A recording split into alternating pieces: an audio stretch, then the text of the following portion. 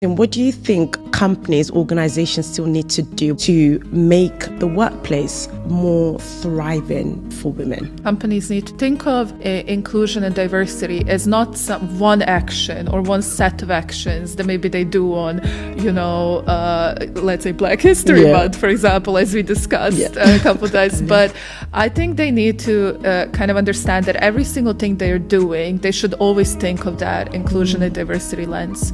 So what that means is there's very simple things they can do, right, whenever they're doing anything. An example of that is, let's say you're putting job ads out. What are your actual ads like? Because a lot of times it's been proven that many ads are written in a way that they're basically overestimating qualifications. So they're saying you need 10 years of experience in a technology that's existed for 5, right? There's been so many jokes about this. The problem with that is people who maybe don't have the same kind of high level of confidence or whatever you want to call it, or even are facing imposter syndrome, would never apply for jobs like that, as an example. So you will get less women in the room already because they're not going to apply. Probably maybe think about what kind of work you're assigning to, let's say, I usually speak about women, so that's why I'm saying that.